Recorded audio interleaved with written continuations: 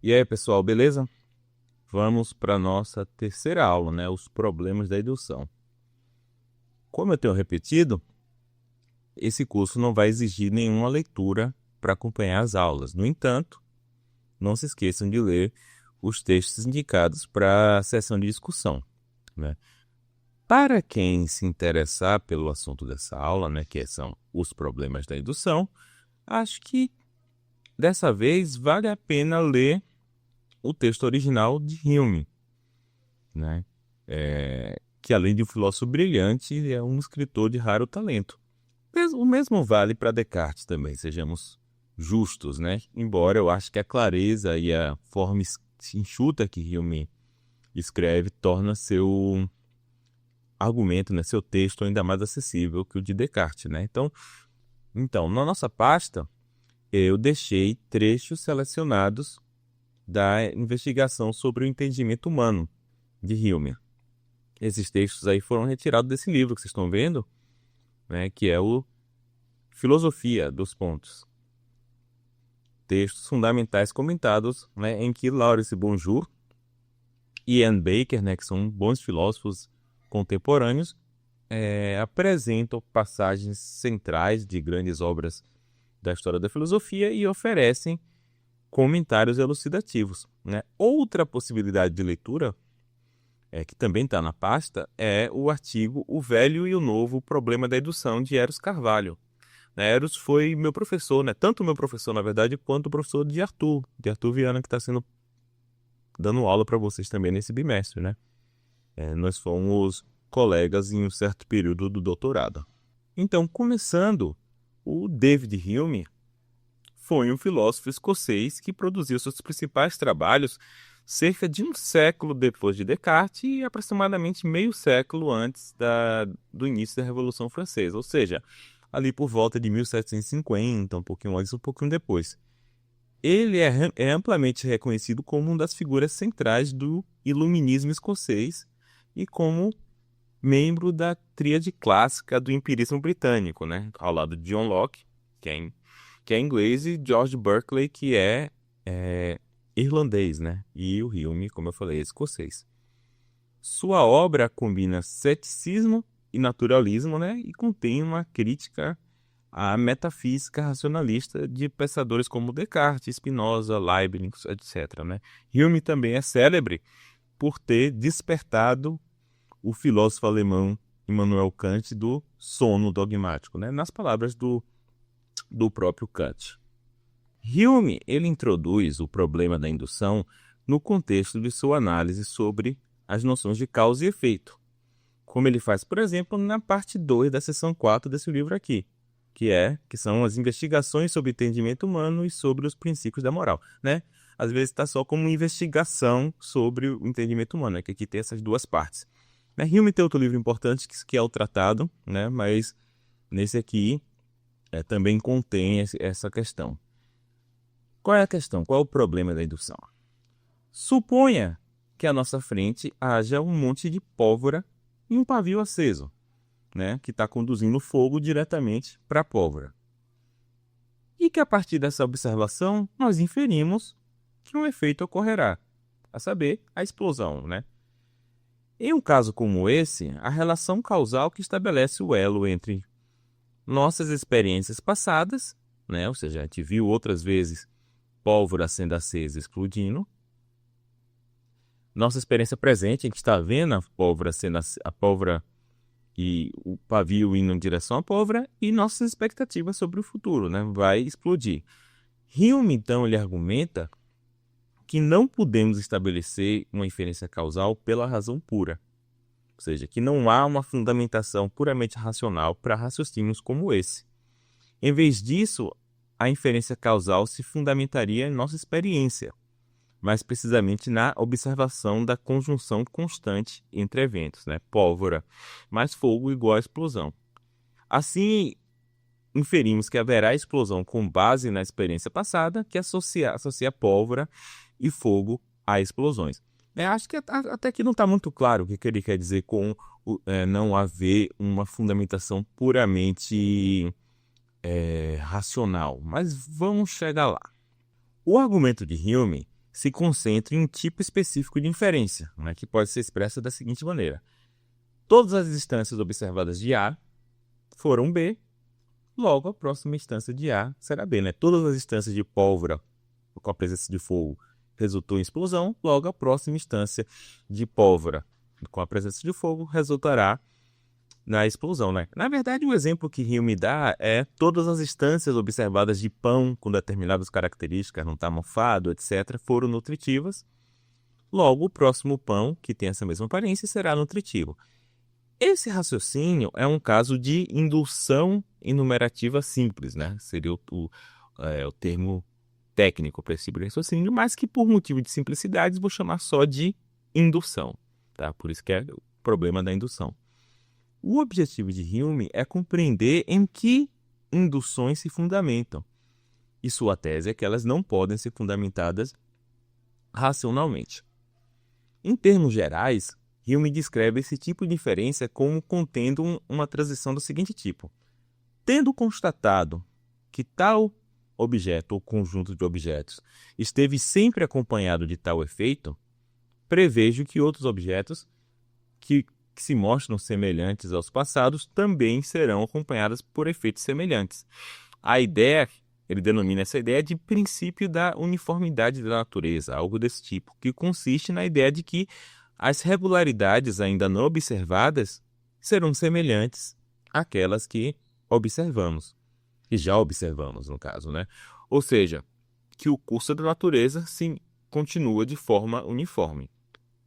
Hume, então, apresenta seu célebre argumento para concluir que não existe qualquer raciocínio capaz de fundamentar esse tal desse princípio da uniformidade. O argumento assume a forma de um dilema. Um dilema é tipo A ou B. A leva a determinada conclusão ruim, B também leva. Eu não sei qual, se é A ou B, mas ambos os casos levam à mesma conclusão, né? Então, por isso, temos que aceitar a conclusão. Né? Então, isso é um argumento de forma de dilema. Para enriquecer um pouquinho mais nosso vocabulário, vamos considerar a distinção, né, que Hume coloca entre relações de ideias, relações entre ideias e questões de fato. Então, relações entre ideias constituem proposições geométricas, algébricas, aritméticas, que nas palavras de Hume, toda afirmação que seja intuitiva ou demonstrativamente correta. Então, por exemplo, a proposição oncologistas são médicos, para Hume seria uma relação entre ideias. Por quê? Eu sei que isso é verdadeiro simplesmente porque eu sei que no conceito de oncologista está incluso o conceito de médico. Então, oncologista, quando eu estou fazendo isso aqui, eu estou só relacionando ideias. Estou pegando um conceito de oncologista, analisando e tirando o conceito de médico. Então, essas relações entre ideias seriam analíticas. Essa explicação que eu dei foi de uma proposição analítica. Elas seriam a priori, ou seja, elas poderiam ser apreendidas sem necessidade de justificação empírica. E elas seriam necessárias, ou seja, elas não poderiam ser falsas. Por outro lado, existiriam questões de fato, que são proposições empíricas, cuja negação pode ser concebida sem contradição. É assim que Hume coloca. Então, questões de fato seriam sintéticas, ou seja, não analíticas, a posteriori, somente apreendíveis com justificação empírica, e contingentes, ou seja, suas negações podem ser verdadeiras. Hume aqui está pressupondo que essas três distinções entre a priori, ou analítico-sintético, a priori e a posteriori, necessário e contingentes são coextensivas, né? O que dá muito pano para manga na história da filosofia. Atualmente a gente não aceita essa pressuposição, mas não vai dar para a gente discutir isso aqui, tá? Então, a partir dessa distinção, Hume argumenta que todo raciocínio, os raciocínios em geral, podem ser divididos em duas categorias. Raciocínios demonstrativos, que versam sobre relações entre ideias, e raciocínio moral ou provável, que se ocupa de questões de fato e de existência. É bastante comum interpretar essa distinção como uma separação entre argumentos dedutivos, ou seja, argumentos nos quais a conclusão decorre necessariamente das premissas, e argumentos indutivos, em que as premissas não asseguram a verdade da conclusão, mas apenas aumenta sua probabilidade. a interpretação não está correta, né? Para que a distinção de Hume funcione, faça sentido, raciocínios demonstrativos teriam que ser raciocínios dedutivos com premissas que são relações entre ideias, né? Aí eles estabelecem conclusões necessárias, tá? Eu também não vou entrar muito nesse ponto, que é mais um ponto para quem está interessado na filosofia de Hume e na filosofia em geral. Tendo essa distinção, o primeiro passo do dilema de Hume é argumentar que o raciocínio em favor, um raciocínio para suportar o princípio da uniformidade, não pode ser demonstrativo. Por quê? Porque o raciocínio demonstrativo só estabelece conclusões cujas falsidades não podem ser sequer concebidas. Relações entre ideias, como as da matemática, são necessárias e quando verdadeiras, e suas negações são impossíveis, né? Hume está partindo aqui do princípio de que tudo que é concebível é possível, né? Chamado de princípio concebibilidade e possibilidade. Né? Dado que a negação de uma relação entre ideias é impossível, elas seriam inconcebíveis. Né? Não vou entrar aqui nessa ideia, mas a ideia, não vou entrar muito nesse ponto, mas a ideia aqui de Hume é que um círculo quadrado, por exemplo, é uma figura impossível, você não pode sequer concebê-la na imaginação. Tá? Então, o ponto dele é que a uniformidade da natureza não pode ser provada por um argumento demonstrativo, porque não há nenhuma contradição, não há nenhum problema, do ponto de vista de Hume, pelo menos, em supor que o curso da natureza possa mudar. Que um objeto semelhante ao que conhecemos no passado possa, no futuro, produzir efeitos diferentes ou mesmo opostos àqueles que nós estamos acostumados. Por exemplo, eu posso imaginar o céu mudando de cor repentinamente para vermelho em um dia claro, sem qualquer sinal de tempestade, né? O que contradiz nossas expectativas baseadas na experiência anterior. Ou posso imaginar que quando o fogo ali da pólvora chegar na pólvora, em vez de haver uma explosão, a pólvora vai derreter, que nem um cubo de gelo. Né? Não parece haver nenhum problema em conceber essas possibilidades. Daí, Hume conclui que o princípio da uniformidade não é necessário e que, portanto, não há raciocínio demonstrativo que possa sustentá-lo. O segundo passo do dilema de Hume é argumentar que o raciocínio em favor do princípio da uniformidade não pode ser um raciocínio moral ou provável, acho que ele chama, ou seja, esses raciocínios que lidam com questões de fato e de existência. Todo raciocínio provável, segundo Hume, consequentemente toda indução, afirma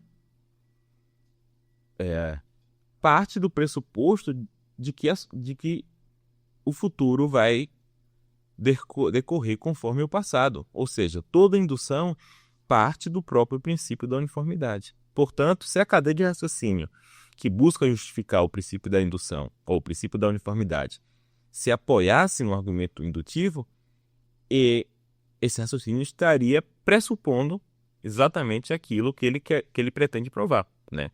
Em lógica, esse tipo de falácia é chamado de petição de princípio. Desse modo, né, já que a gente só tem esses dois tipos de argumento, demonstrativo e provável, nenhum dos dois pode sustentar o princípio da uniformidade,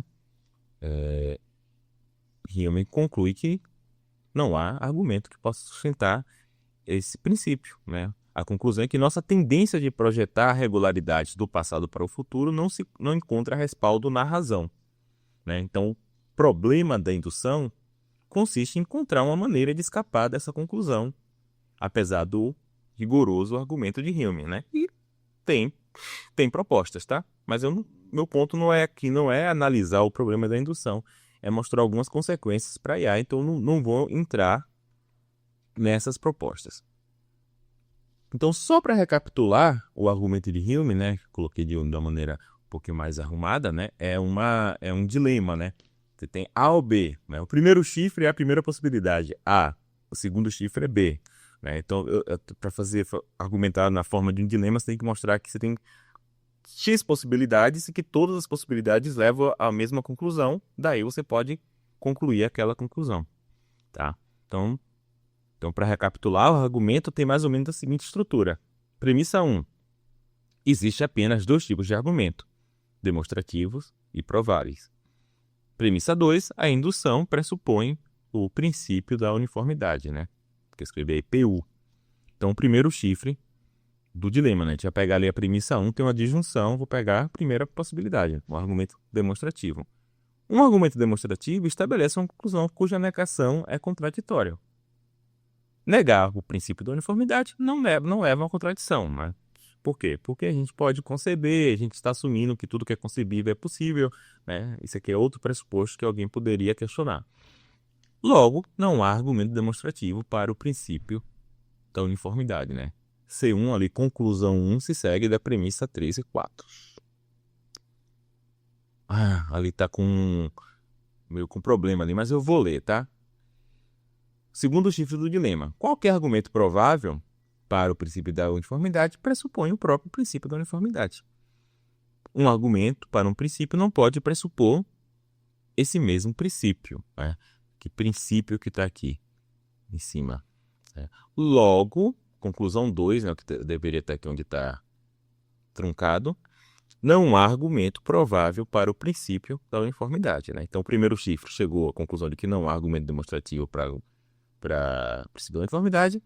O segundo falou que não há argumento provável para o princípio da uniformidade. Como todo argumento ou é demonstrativo ou é provável, e eu mostrei que não há demonstrativo e não há provável, logo, conclusão 3, não há argumento para o princípio da uniformidade. Logo, conclusão 4, que se segue da 3, a indução não é fundamentada racionalmente. Né? Aqui também tem alguns pressupostos de que precisa ter um argumento para ser fundamentada racionalmente, mas como eu falei, a gente não vai entrar em tantos detalhes sobre o problema da indução. Tá, então vamos agora para o que nos interessa. Não estou apresentando esse argumento para fazer qualquer conclusão bombástica, tá? Mais especificamente, não pretendo aqui afirmar que a indução não funciona ou que devemos evitar a indução. Nem mesmo Hume pensa assim, tá? Como a gente vai ver adiante. A ciência, por exemplo, depende bastante de inferências dedutivas, né? Para formular leis, prever fenômenos ainda não observados, etc. O motivo para eu trazer o argumento de Hume à tona é que, do meu ponto de vista, ele levanta algumas questões interessantes sobre como sistemas de IA baseados em aprendizado de máquina realizam inferências e como isso pode trazer alguns problemas para a gente. Tá? De certa forma, também, né, o ponto de Hume suscita algumas questões sobre nossa capacidade de adquirir conhecimento a partir dos outputs de sistemas de IA, né, baseados em aprendizado de máquina. Né? Por quê? Porque eles produzem seus outputs baseados no treinamento, que são casos passados. Né? A meu ver, existem dois problemas que eu quero abordar. O primeiro é a possibilidade de haver vieses, né, desses sistemas gerarem vieses. Né? Até nosso texto lá da sessão de discussão é sobre vieses.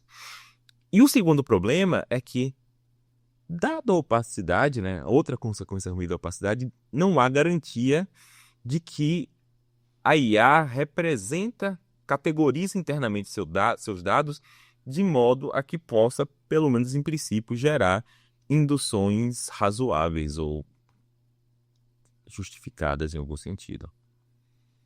Tá? Então, só para eu falar aqui, porque eu acho que a questão da indução é central para as IAs.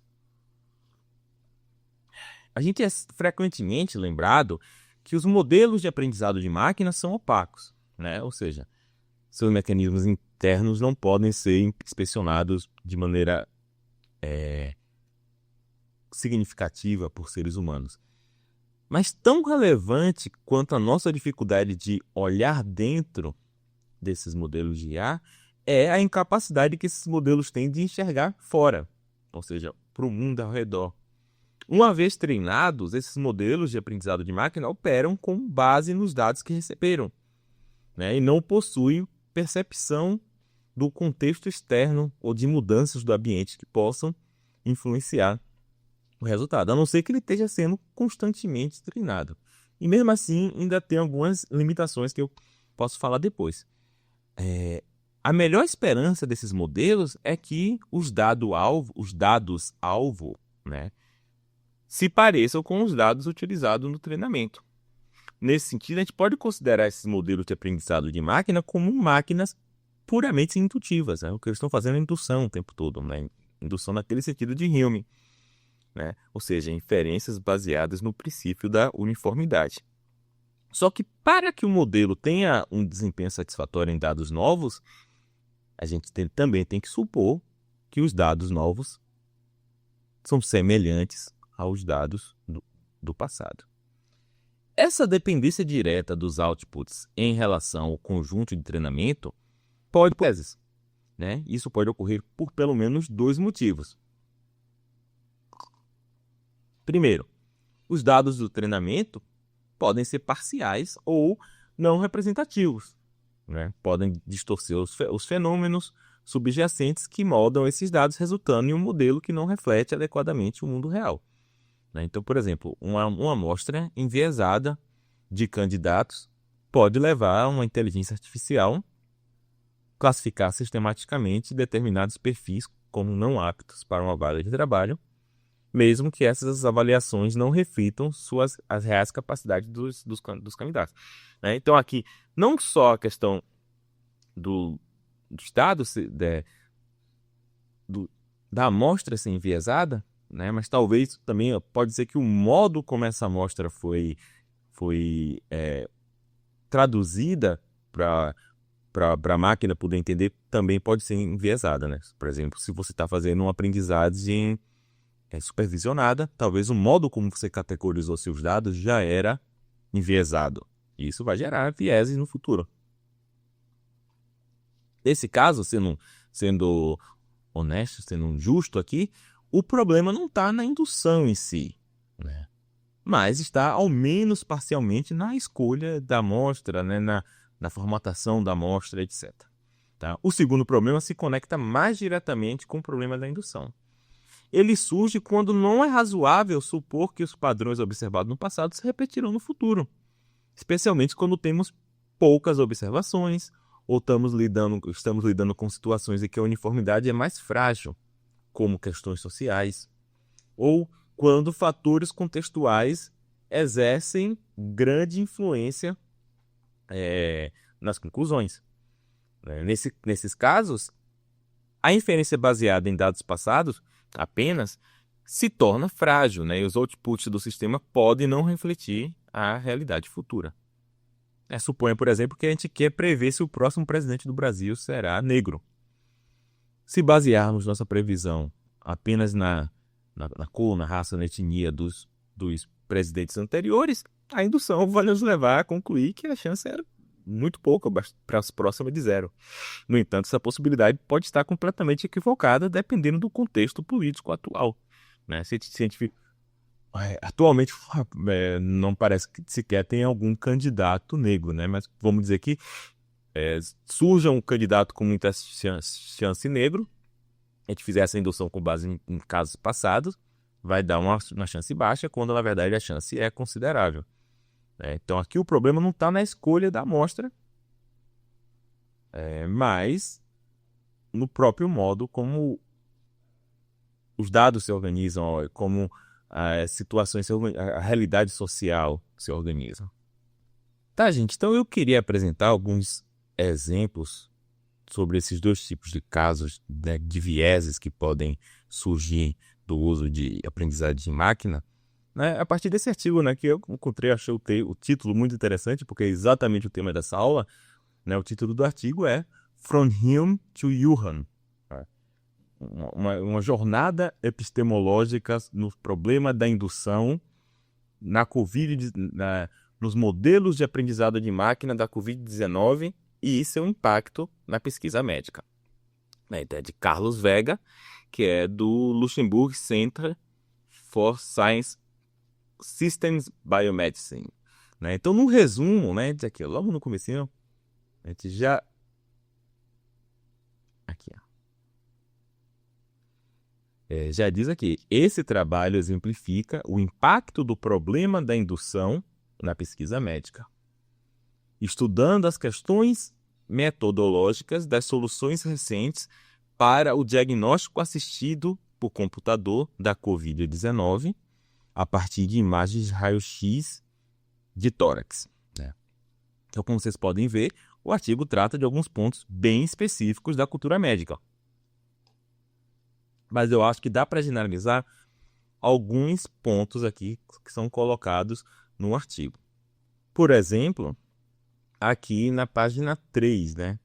Página 3 do artigo, mas que, na verdade, se for pegar a numeração da publicação, é na página 97.245, tá? Então, aqui nessa parte aqui, ó. Primeira parte aqui do lado. Deixa eu chegar mais perto. Os modelos de aprendizado mencionados acima, criados antes da pandemia, foram treinados para um subconjunto específico do vasto espaço de hipóteses relacionadas à previsão de doenças respiratórias humanas. Naturalmente, eles não foram treinados para lidar com essa doença nova, a COVID, e, portanto, os vieses e pesos ultrapassados dos neurônios do modelo não conseguem prever essa condição, né? Então, aqui é um caso em que realmente o futuro não se assemelha ao passado. Por quê? Porque teve a introdução de uma doença nova, né? Então, os modelos foram treinados num contexto anterior e o contexto mudou, né? Então, esse aqui é um exemplo do segundo problema, né? A questão não foi a escolha dos dados, né? Foi o próprio contexto que mudou. E temos aqui também um exemplo, né, de como o princípio da uniformidade pode falhar, né, acarretando consequências sérias, né? Então, nessa mesma página, mais para baixo, o artigo discute uma das situações que podem levar a falhas no princípio da uniformidade, que tem a ver com o primeiro problema, né? Ou seja, a escolha da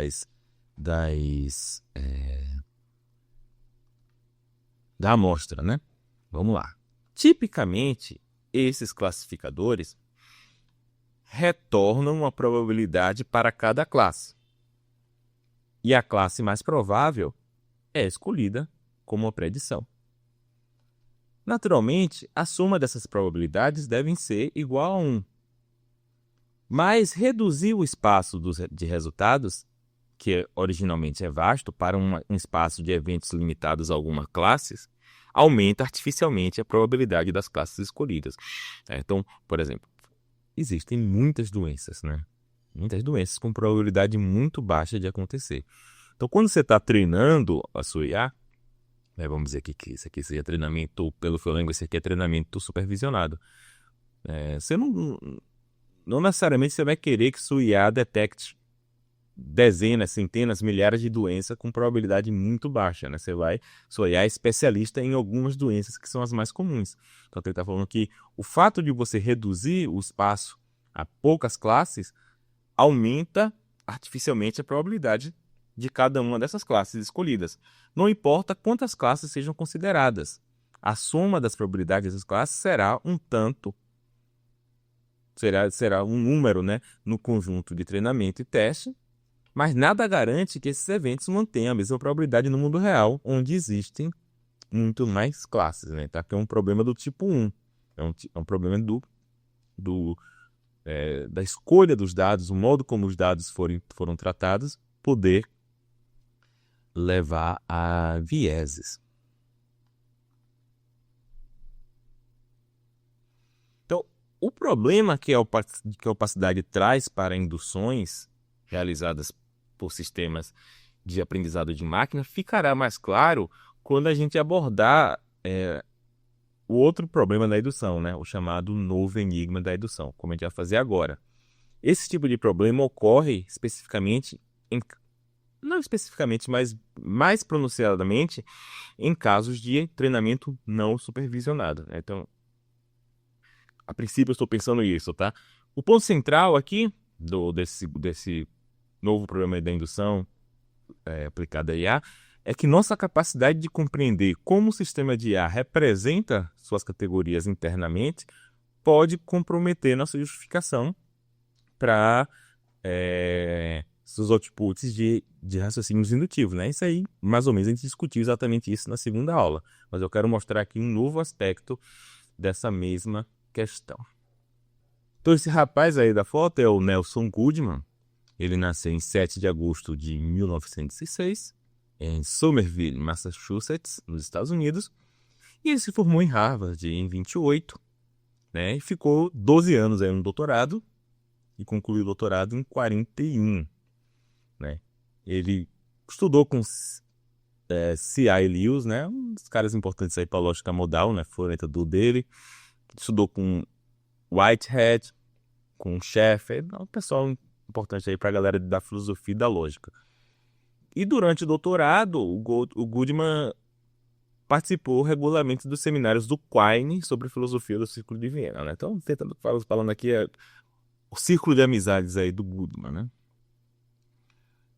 Interessante, né, que um dos motivos que levou o Goodman a ficar 12 anos no doutorado foi, em parte, pelo menos, né, o fato de que, por ele ser judeu, ele não era elegível a uma bolsa de doutorado, né? Lembrando que isso aí é logo antes da Segunda Guerra Mundial, que ele terminou o doutorado durante a Segunda Guerra Mundial. E daí, para financiar seus estudos, Goodman atuou como diretor da Galeria de Arte Walker Goodman, em Boston, de 28 até 40. Né? Então, Goodman ele até manteve esse envolvimento com arte ao longo da sua carreira, seja produzindo textos teóricos ou como colecionador particular. Né? Eu acho interessante essa faceta aí do Goodman. Ele morreu em 98, aos 92 anos de derrame. Então, o antigo problema da indução, né, que é o problema de Hume, é o problema de justificar as inferências indutivas. Exige-se dessa justificação um argumento que estabeleça o uso de induções e explicar por que essas induções não conduzem ao erro, ou pelo menos não geralmente, né? Hume, então, argumenta que não há essa tal de justificação. Antes da gente examinar a solução que o próprio Hume deu ao seu próprio problema da indução, é importante compreender o novo enigma da indução, cuja resposta proposta por Goodman guarda alguma semelhança com a resposta que Hume oferece para seu próprio enigma. O novo enigma da indução, nessa discussão aí, está no livro Fact, Fiction and Forecast, publicado, né, do Nelson Goodman, publicado em 55. Então, vamos lá. Considere as seguintes afirmações, né, supostamente verdadeiras. A1. Este pedaço de cobre conduz eletricidade. E A2. Este homem na sala é um filho caçula. A1 parece ser evidência para afirmar a seguinte regularidade. Todos os pedaços de cobre conduzem eletricidade. Claro, com A1 apenas, né, a gente não poderia afirmar isso. Mas se a gente tiver várias evidências como A1, 3, 4, 5, a gente vai, em algum momento, poder afirmar que todo pedaço de cobre conduz eletricidade. Por outro lado, esse homem é um filho caçula, não parece ser uma boa, sequer evidência para a tese de que todos os homens são filhos caçula. Mas qual é a diferença, né, entre essas duas afirmações? Ambas são afirmações de regularidade e são, sintaticamente, né, elas têm o mesmo procedimento, né, de poder dizer que elas têm a mesma forma lógica, algo desse tipo. Portanto, a razão por que A1 parece dar suporte a B1 e A2 não parece dar suporte a B2 não parece ser sintática. Em vez disso, né, essa diferença parece estar no fato de que afirmações como B1 são do tipo legiforme, né? Candidatas à lei, né? Legiforme tem a forma de uma lei, né? Sentenças como B1, elas são candidatas a ser leis da natureza. Pode ser verdadeiras ou falsas, né? Mas elas, pelo menos, são candidatos. Enquanto afirmações do tipo B2, no máximo, mesmo que fossem verdadeiras, elas expressariam um tipo de generalização acidental. Né? Pode ser que em algum momento da humanidade todos os homens sejam filhos caçulas. talvez. Mas isso seria acidental, né? Não parece ser uma lei da natureza em nenhum sentido. Então, afirmações legiformes, ao contrário de generalizações acidentais, são confirmadas por suas instâncias e sustentam contrafactuais. Ou seja, poderia falar assim, se eu pegasse esse outro pedaço de cobre, ele também conduziria eletricidade. Por quê? Porque supostamente é uma lei que todo pedaço de cobre conduz eletricidade. Agora vamos imaginar que de fato todos os homens foram filhos caçulas. Mesmo que esse fosse o caso, não parece que essa afirmação suporta o seguinte contrafactual. Se nascesse mais um homem, ele seria um filho caçula. Parece que mesmo que fosse o caso de todos os homens serem filho caçula, poderia nascer o próximo e não ser. Né? Então, ou seja, B2 não parece ser legiforme. Eis o enigma. Esse slide aqui está meio complicadinho, né? Eis o enigma. Suponha que sua pesquisa seja em gemologia. Não sei se tem essa ciência, tá? Seu interesse especial está nas propriedades de cor de certas pedras preciosas, em particular esmeraldas. Né? Seu doutorado é sobre as cores de esmeraldas. Todas as esmeraldas que você examinou até o momento são verdes. Parece, então, que sua evidência atual suporta a seguinte tese. Todas as esmeraldas são verdes. Agora, olha o truque de Goodman, tá? Goodman introduz o seguinte predicado muito estranho, tá? O predicado verdú. Verdú. Algo é verdú se somente se ou ele foi examinado antes de hoje e ele é verde, ou ele ainda não foi examinado e ele é azul. Repare o seguinte, que toda evidência possível que eu tenho para toda esmeralda é verde, também é uma evidência para toda esmeralda é verdú. Né? Por quê? Porque algo verdú que foi examinado antes de hoje, ele é verde. Né? Então, toda esmeralda, toda a minha evidência para a tese que todas as esmeraldas são verdes são evidências que eu examinei antes de hoje, antes de agora. Né? Então, todas essas esmeraldas que eram verdes eram também verdus. No entanto, para qualquer esmeralda observada depois de hoje, ela é verdú se ela não for verde, né? Somente se ela não for verde. Por quê? Porque qualquer esmeralda examinada depois de hoje, para ser verdú, ela deve ser azul. Né? Ou seja, essas duas teses, toda esmeralda é verdú e toda esmeralda é verde, elas têm previsões conflitantes. Mas aqui que é estranho, né? Elas são suportadas pela mesma evidência, exatamente a mesma evidência, e elas têm previsões conflitantes. Aí você pode me dizer, né? A reação imediata falou o seguinte, a questão é que a gente não pode usar esses predicados estranhos, verdú, nunca vi isso, né? O problema está aí, com certeza, né? O predicado verde, ele parece ser mais natural. Por quê? Porque ele não tem um lexical temporal no meio, né? Verde é verde. Já verdú não, verdú é um negócio todo estranho, que para você explicar o que é verdú, você tem que falar assim, não, porque se foi examinado antes de hoje, ele é de determinada cor, se ele foi examinado depois de hoje, ele é de outra cor. Então, a gente pode pensar que predicados estranhos, né, vamos dizer assim, a gente pode dizer que esses predicados, eles são posicional, né? Ele depende da posição, nossa posição no tempo. Eles não são projetáveis, né? Projetáveis é a palavra que Goodman usa para dizer pode ser usada em leis, em afirmações legiformes. Então, a resposta imediata é que predicados projetáveis não podem envolver esse tipo de restrição temporal ou espacial estranha, né? Como observado antes de hoje. Eles não devem ser posicionais nesse sentido. O problema dessa resposta é que essas restrições temporais, por exemplo, a um predicado, né? Qual predicado tem uma restrição temporal? Depende de qual linguagem nós utilizamos, né? Enquanto o que é uma lei da natureza não deveria depender da linguagem. Então, isso aqui é um pontinho um pouquinho chato, uma coisa mais de filósofo, mas vamos tentar entender aqui.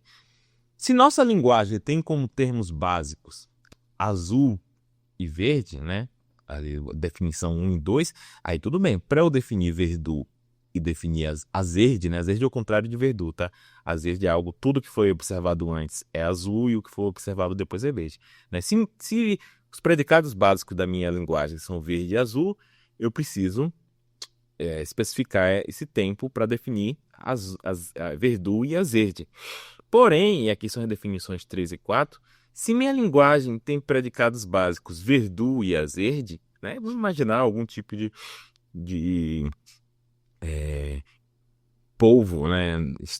Bastante estranho, que tem uma linguagem que tem esses predicados aí, azul e Verdú e Azerde. Só que nesse caso, é a definição de verde e de azul que depende de especificar o tempo, né? Se Verdú e Azerde são primitivos, algo é verde se ele não foi examinado antes. Se ele foi examinado antes de hoje e é Verdú, ou se ele não foi examinado ainda e é Azerde, né? E o azul é ao contrário. Algo é azul se ou ele foi examinado antes de hoje e ele é Azerde, ou ele não foi examinado e ele é Verdú, né? Então, parece que, né, você simplesmente dizer que esses predicados são estranhos não basta, porque qual predicado é estranho ou não depende de qual linguagem nós temos. Claro, na nossa linguagem, Azerde e Verdú são estranhos, mas por que nossa linguagem é a correta, né? Parece que o que é uma lei da natureza ou não, quais são os predicados que podem ser usados numa lei da natureza, não deveria depender, né, supondo que nós somos objetivistas sobre leis, pelo menos, de que predicados os seres humanos, né, esses bichos aí que evoluíram que são primatas, que evoluíram de outros primatas, escolheram, né? Parece que é irrelevante que tipo de predicados nós escolhemos para que tipo de distinção nós temos na natureza. Então, a solução de Goodman para o novo enigma da indução se assemelha à de Hume para o velho problema da indução, né? Então vamos começar aqui pela solução de Hume. Depois de apresentar o problema da indução, Hume oferece sua própria solução, né, que ele chama de solução cética, para as dúvidas que ele mesmo levantou. Essa solução consiste em explicar o que fundamenta as inferências indutivas, já que não é a razão. Hume sugere que o passo dado, né, pela mente quando faz indução não é sustentado por nenhum argumento, né, ou processo do entendimento. Então ele deve ser sustentado por outro tipo de processo que tenha o mesmo peso e autoridade. E Hume defende que esse outro processo é o que ele chama de costume ou hábito. A ideia central é que se alguém observou repetidamente a conjunção constante entre objetos ou eventos semelhantes, então a mente dele se inclina a esperar a mesma regularidade, que essa regularidade se mantenha no futuro, né? Essa tendência ou propensão para fazer determinadas inferências é um efeito do hábito, não tem nada racional por trás. É simplesmente o modo como nós fazemos. Nós simplesmente esperamos que as similaridades, as regularidades se mantenham, né? Então, Hume sugere que as inferências indutivas se baseiam em um processo não racional. Ainda assim, ele não considera que esse tipo de inferência seja incapaz de gerar bons resultados, como eu falei. Ele até acha que o hábito é melhor do que a racionalidade, né? Pelo contrário, segundo ele, essa operação da mente pode até ser menos sujeita a erros e enganos do que se fosse confiada, nas palavras dele, às falaciosas deduções de nossa razão, que é lenta em suas operações, né? Vale guardar até esse ponto para a próxima aula, quando a gente discutir as teorias do processamento dual, né? Parece que Hume aqui ele tá com um insight aqui nessa direção. Então, o Goodman, né? O Goodman, da mesma forma, em vez de fornecer uma teoria que justifique definitivamente nossa escolha de predicados para a indução, desenvolve uma teoria que explica como, de fato, nós escolhemos predicados para a indução, né? E quais predicados são projetáveis nesse sentido. Ele observa que predicados como verde são favorecidos em relação a predicados como Verdú, simplesmente porque no passado nós utilizamos o predicado verde e outros predicados coextensivos com verde e não predicados que usam verdura, né? Então, na ciência, os cientistas utilizam predicados como verde em suas leis, né? E essas leis são projetáveis, fazem induções em relação a isso, e não utilizam predicados como verdura, né? Então, se duas hipóteses são idênticas quanto a seu histórico empírico, então as hipóteses que usam predicados mais enraizados prevalecem sobre alternativas. Ou seja, um predicado é projetável se de fato ele é projetado, né? Então aqui também tem uma coisa a ver com o hábito, apesar que aqui é o hábito em ciência, né? Mas no geral, na verdade. Tá? Então vamos ver o que isso aqui leva quando a gente começa a falar de IA, né? De sistemas de IA. Isso aqui, né, conteúdo lá do curso de noções básicas, mas vou repetir, né? O aprendizado de máquina pode se dividir em 3 grandes tipos, né? Aprendizado supervisionado, né, em que o sistema é treinado com dados rotulados, né? Ou seja, dados os quais já conhecemos, já pressupomos, né? Já impomos uma classificação correta, né? Então, a gente vai treinar o sistema para classificar aqueles dados, dada aquela classificação que a gente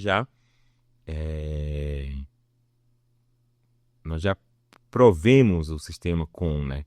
Então, aqui a classificação resulta de nós, né?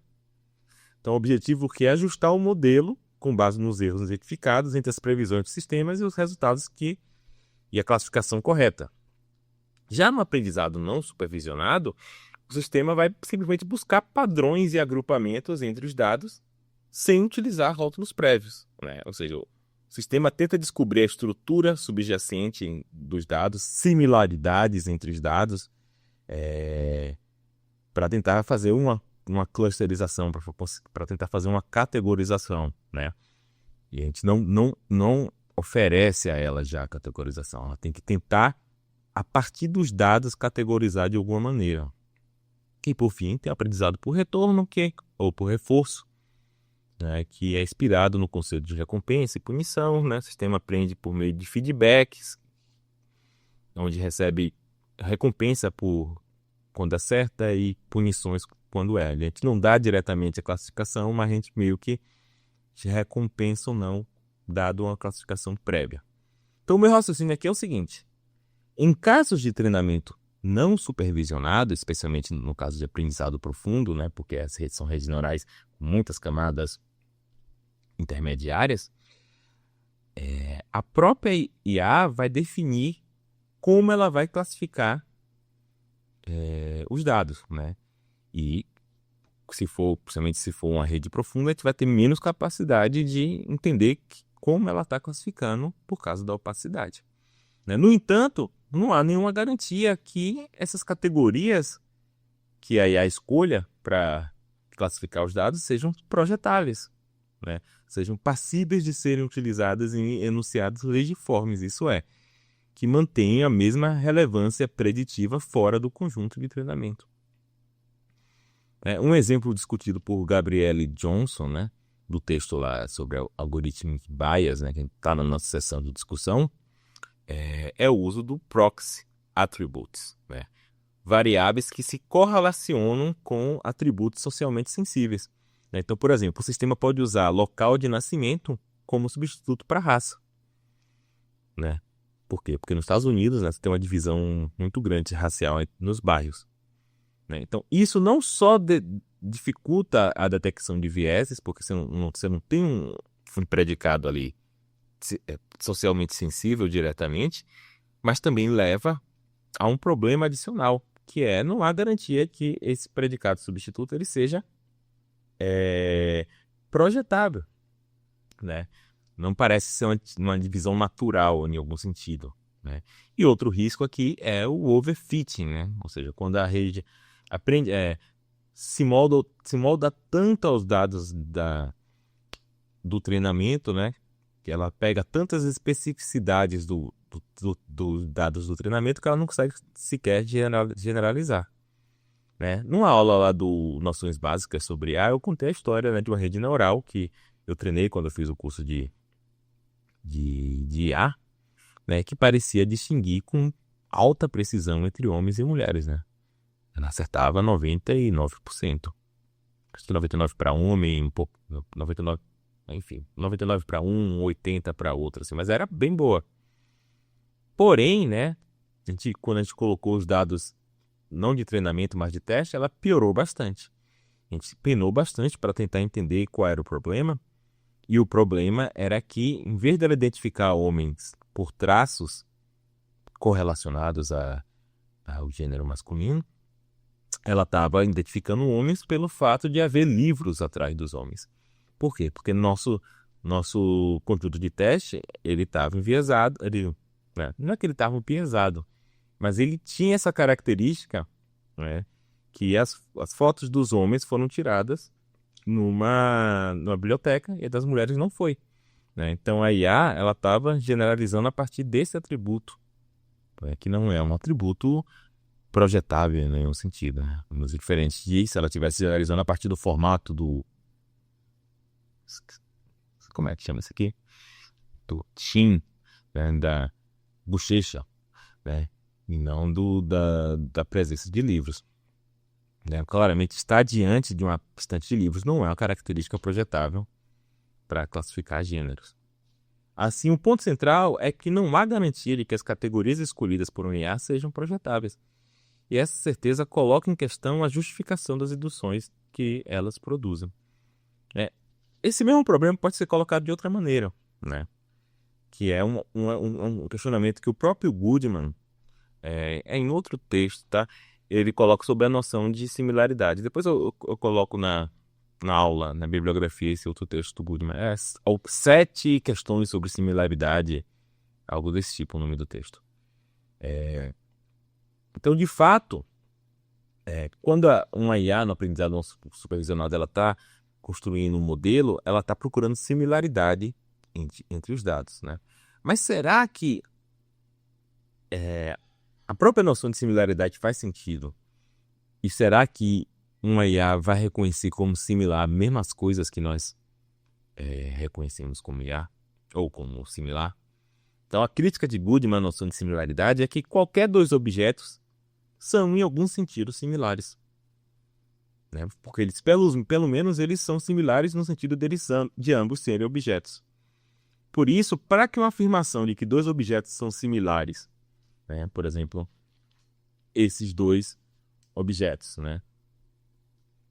Para que a afirmação de que eles são similares sequer faça sentido, é necessário dizer em que sentido eles são similares, né? Então, eles têm formatos similares, né? Eles têm funções similares também. Só que uma vez definida sobre quais características, né, esses dois aqui também, eles são similares em algum sentido, né? Eles têm funções parecidas, né? De certa forma, eu consigo descrever aqui uma propriedade de modo a eles dois serem similares, têm formatos parecidos. Mas uma vez que eu digo em que sentido eles são similares, a própria noção de similaridade não é mais necessária. Eu posso dizer simplesmente que ambos são, nesse caso aqui, posso dizer simplesmente que ambos são lapiseiras. Isso é mais exato e mais informativo do que eles são parecidos ou similares, né? Para nós, seres humanos, perceber similaridades parece natural. Somos moldados pela evolução e pela cultura para focar em certas características e ignorar outras, de modo que determinados padrões se destacam para a gente e parecem emergir diretamente do objeto, mesmo em situações novas ou com informação incompleta.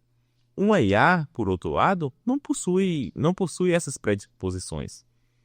Ela precisa aprender totalmente a partir do conjunto de treinamento, né? Ela precisa aprender a partir do conjunto de treinamento quais características são relevantes e só consegue identificar similaridades dentro do que já foi observado, sem qualquer garantia que ela reconhecerá os mesmos padrões que nós reconhecemos naturalmente. Ela pode encontrar uma similaridade que pra gente é como o verdun. Essas duas coisas são verdus, mas pra gente não faz sentido a similaridade. Mas pra IA faz tanto sentido o verdun quanto o verde, né? E esse problema se agrava mais devido à opacidade, né? Em diversos casos, não temos sequer como avaliar se as categorias escolhidas são projetáveis, faz algum sentido ou não. né? No exemplo da minha rede neural, que classificava homem pela presença de livros, a gente conseguiu até identificar o erro, mas isso foi resultado de uma confluência de fatores, né? A distinção que a rede estava fazendo não era particularmente complexa. O modelo era muito simples, né? Não lembro quantas camadas tinha, né? Eu até lembro, acho que era 16 por 16, enfim. Não, era 50 por 50. Então tinha 2.500 nodos, acho que tinha 3 camadas talvez, não, tinha mais de 3, mas tinha menos de 10 camadas, não era uma rede muito grande. E também, além do mais, tanto a entrada quanto a saída, quanto as camadas intermediárias, a saída era só homem ou mulher, era só um nodo, né? Sim ou não. Mas as entradas e a maioria das camadas intermediárias eram compostas por uma quantidade de nodos iguais à quantidade de pixels da foto, né? Então a gente conseguia fazer uma interpretação muito óbvia, né, de que aquele nodo está de alguma forma refletindo naquele pixel, né? E a ativação do nodo a gente interpretava como grau de quantidade de branco no pixel, a foto era preto e branco. Então, por isso a gente conseguiu entender. Mas nos casos gerais, é muito difícil você entender como é que ela está categorizando. O máximo que você vai conseguir fazer é pegar as saídas e tentar entender como ela está categorizando. Então, aqui parece relevante considerar a limitação de modelos de IA em enxergar para além do material no seu conjunto de treinamento. Tanto a solução de Hume, que recorre ao hábito, quanto a de Goodman, que entende projetável como aquilo que é efetivamente projetado pelos cientistas, depende de um certo tipo de vivência ou experiência do mundo, algo que as IAs não possuem. Ter um modelo com categorias que consideramos projetáveis parece exigir a posse de um modelo geral do mundo, né? Ou algo mais ou menos, um modelo mais ou menos semelhante ao nosso.